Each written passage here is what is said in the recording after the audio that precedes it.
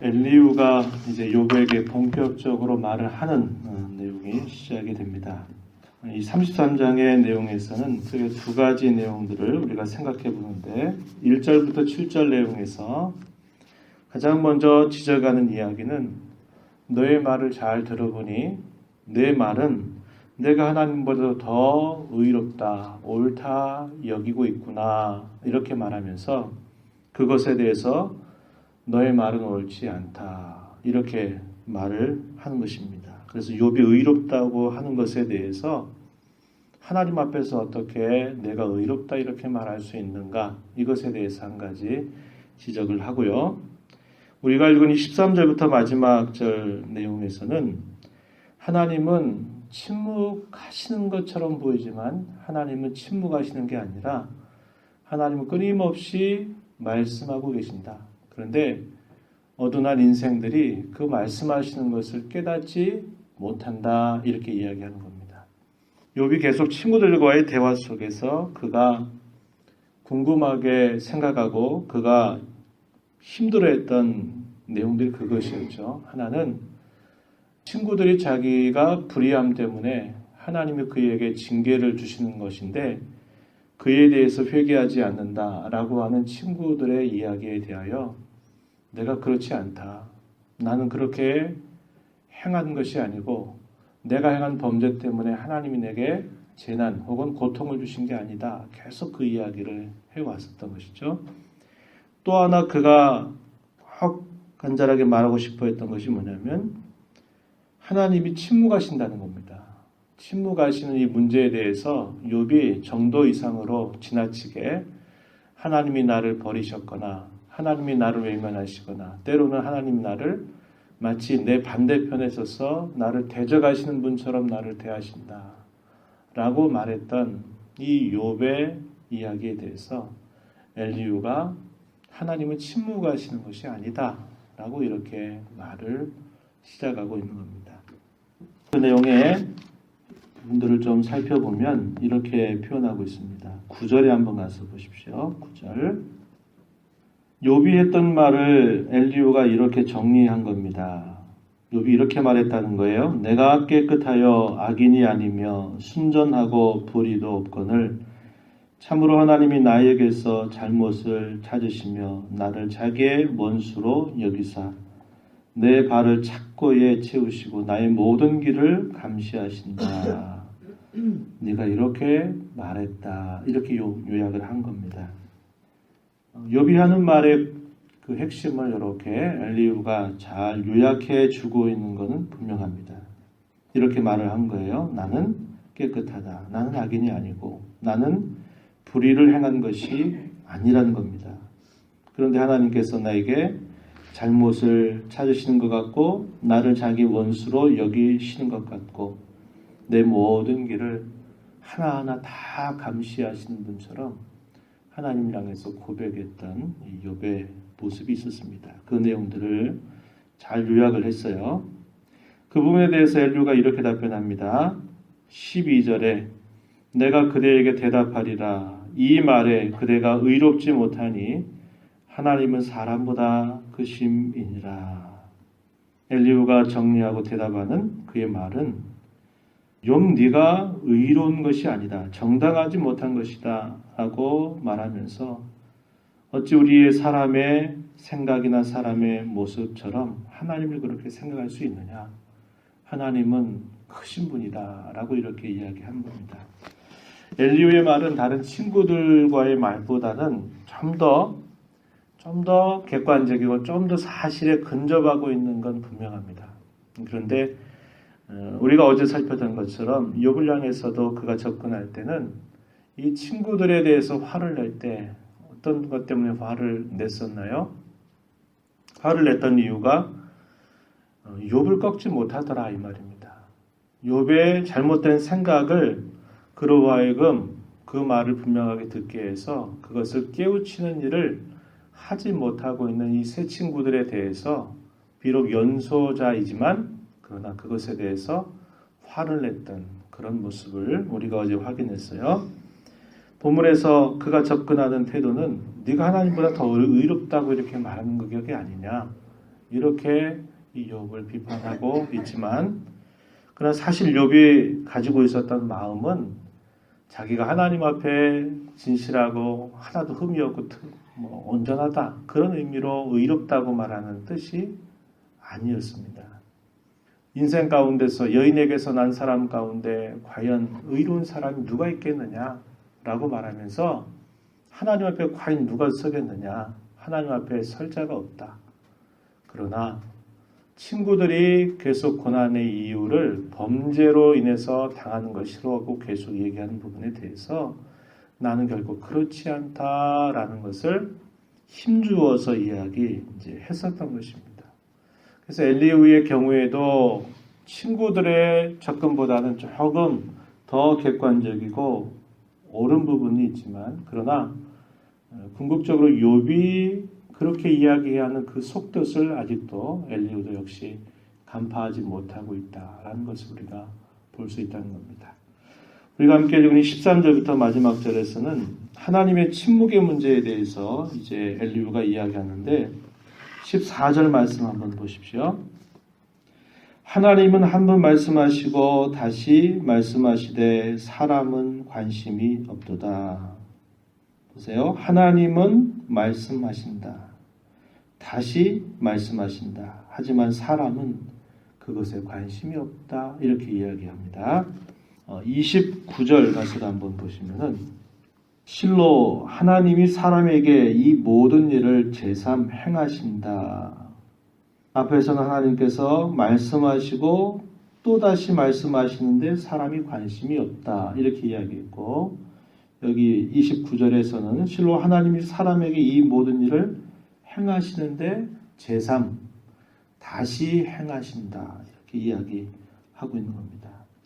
그래서 하나님은 가만히 계시는 것이 아니고 꼭 우리에게 음성으로 어떤 말씀을 하시 않는다 하더라도 하나님은 말씀하시고 또 말씀하시고 행하시고 또 행하시는 것이지, 하나님이 아무렇게 때로 자기가 듣고 싶은 대로 말씀하시지 않는다 그래서 하나님이 아무 말씀을 하지 않고 가만히 계신 것이 아니다. 이렇게 이야기한 겁니다.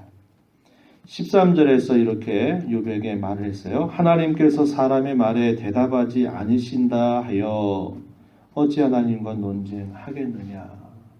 욥은 하나님밖에 없다.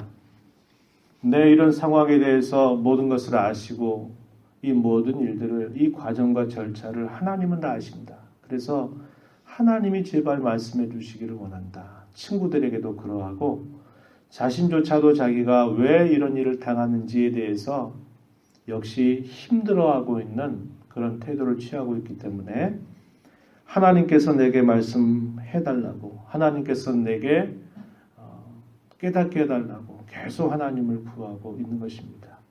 그런데 엘리후가 이 부분에 대해서 하나님이 응답하시지 않는 것에 대해서 네가 과연 하나님께 그걸 가지고 논쟁을 벌일 수 있겠느냐? 그런 게 아니다. 하나님은 언제나 우리에게 말씀하고 계시고 하나님은 행하고 계신다는 겁니다. 그래서 욥이 네가 생각하고 있는 그런 부분들에 대해서 너는 부당하게 너는 생각하고 있는 거다. 이렇게 이야기를 하고 있는 거예요.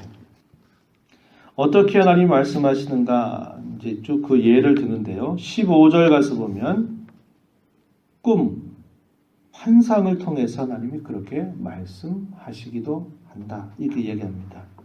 사람이 침상에서 졸며 깊이 잠들 때에나 꿈에나 밤에 환상을 볼 때 그가 사람의 귀를 여시고 경고로서 두렵게 하신다.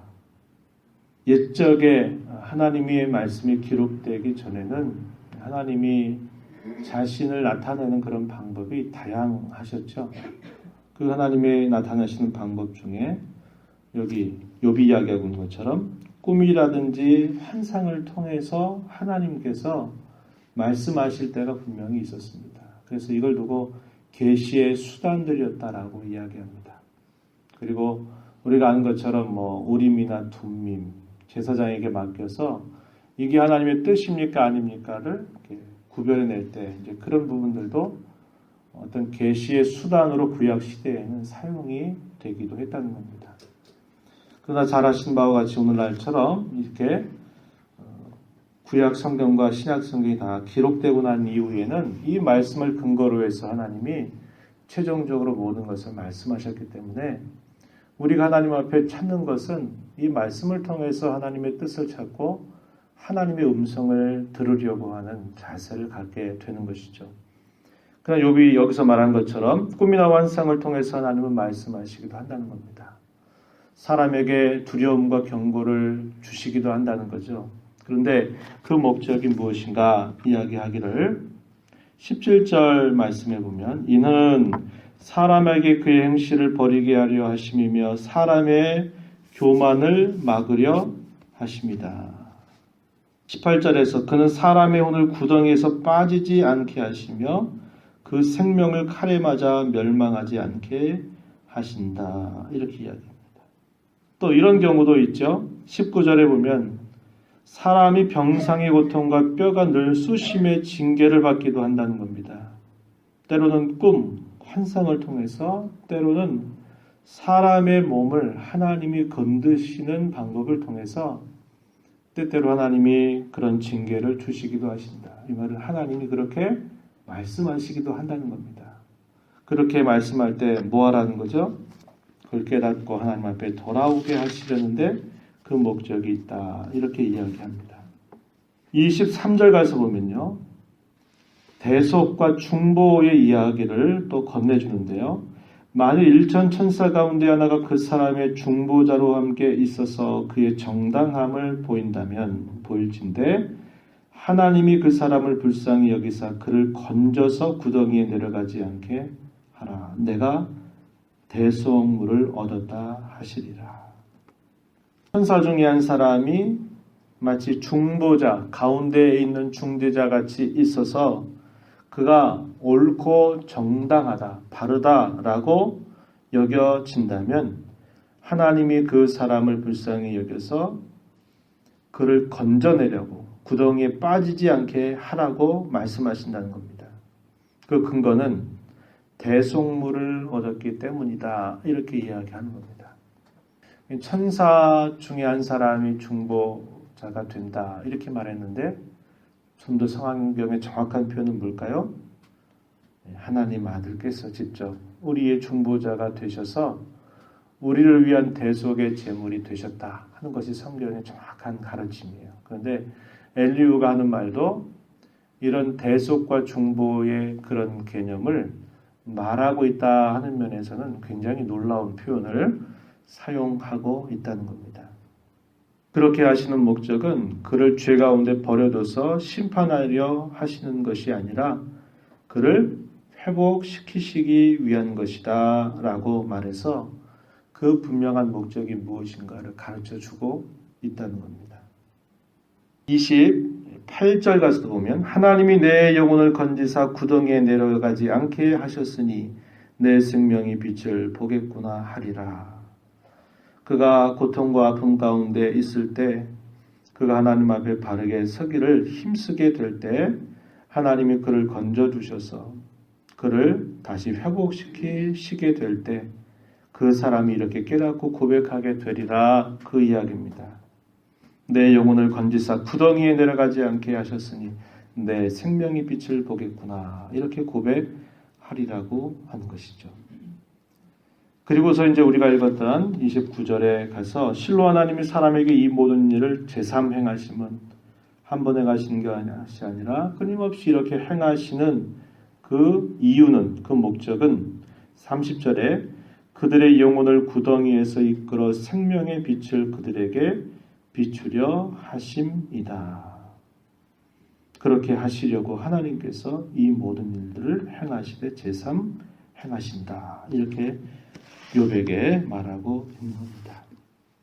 그래서 하나님이 가르쳐 주시고 교훈하시고 증개하시는 목적은 그를 벌하고 내버려 두시는 것이 아니라 그를 회복시켜서 죄 가운데 빠지지 않게 하시려고 하나님께서 이런 일들을 행하신다. 이렇게 이야기하면서 하나님이 침묵하신다고 하나님과 논쟁하려고 하는 태도를 버려라. 이렇게 엘리후가 이야기하고 있는 겁니다. 하나님의 음성을 들으라는 거죠. 하나님의 음성을 들으라. 때로 침묵하는 것처럼 보인다 하시더라도 하나님은 여전히 이런저런 다양한 방법들을 통해서 우리에게 하나님을 말씀하고 계시고 하나님은 행하고 계신다. 이 사실을 기억해라 이야기하는 겁니다. 이 말의 많은 부분도 역시 우리에게 굉장히 많은 깨달음을 주는 그런 이야기입니다. 하나님은 여전히 오늘날도 아무개야 뭐뭐 해라 뭐뭐 하지 마라 우리에게 그렇게 말씀하시지 않으세요. 지금은 더더군다나 아까 말씀드린 것처럼 성경이 완성이 되고 계시가 다 완성이 되기 때문에 더 이상의 계시가 필요하지 않은 거예요. 우리에게 필요한 건 뭐냐? 이 주신 이 말씀을 내가 살고 있는 상황과 내가 처하고 있는 이 처지 속에서 이 말씀을 통해서 하나님이 무엇을 내게 깨닫게 하시는가에 대하여 우리가 주의를 기울이고 하나님 제가 이런 상황 속에 있고 이런 처지 가운데 있는데 하나님 제가 깨달아야 될 말씀이 무엇이고 하나님이 제게 듣기 원하시는 하나님의 음성이 무엇입니까? 이것을 물으면서 이 말씀을 통해서 그 길을 찾아가는 겁니다. 그런 것이 우리가 가는 신앙의 걸음이에요. 그뿐만 아니라 하나님은 이 말씀을 깨닫게 하시기 위해서 그분의 음성을 듣기 위해서 어떻게도 하시나요? 우리의 상황을 의도적으로 만들어 가시면서 하나님이 행하시기도 한다는 것이고 또 분명한 것은 사람의 마음속에서 내 안에서 그리고 나와 같게 된 사람들과의 마음속에서도 하나님 여전히 계속적으로 일하시고 말씀하고 계시다라는 것입니다. 중요한 건 뭘까요? 하나님의 뜻을 발견하고 하나님의 음성을 매일매일 발견하면서 살아가는 그 삶이 중요하다는 겁니다. 오늘 우리가 이 자리에 나온 것도 무엇 때문에 그래요? 오늘도 내게 말씀하시는 하나님의 음성을 들으려고 하나님 앞에 나온 것 아니겠습니까? 이 하루를 또 허락받아 살아가는 저와 여러분의 삶이 하나님의 음성의 귀를 기울이는 자로 때로는 말씀을 기억나게 하시고 때로는 우리의 양심 속에서 우리의 마음 속에서 때로는 여러 상황과 형편 속에서 말씀하시는 그분의 음성을 영적으로 예민하게 귀담아 듣고 순종히 힘써가는 우리 모두가 되기를 바랍니다. 하나님 아버지 감사드립니다. 주님의 음성을 듣고자 이 새벽 시간 저희들을 또 이렇게 인도해 주셔서 오늘도 말씀을 듣고 생각하고 기도함으로 또 하나님 앞에 살아가게 해주셔서 감사드립니다. 저희들의 마음이 죄로 인하여 둔감해지거나 상황 때문에 저희들의 생각이 닫혀서 하나님께서 끊임없이 우리 가운데 말씀하시고 행하시고 있다고 하는 사실들을 저희들이 망각하지 않게 하시고 저희들의 눈과 마음을 언제나 열어주셔서 하나님의 음성을 듣고 하나님의 뜻을 발견하고 오늘도 내게 원하시는 주님 앞에 순종의 걸음으로 따라가는 저희들의 삶이 되도록 도와주시옵소서. 은혜의 보호자 앞에 나와 간구하는 모든 심령들에게 기도 가운데 하나님을 배우는 귀한 시간 되도록 인도하여 주시기를 원하옵고 또 하나님과 통행하는 복된 하루가 되도록 인도하여 주옵소서. 예수님 이름으로 기도하옵나이다. 아멘.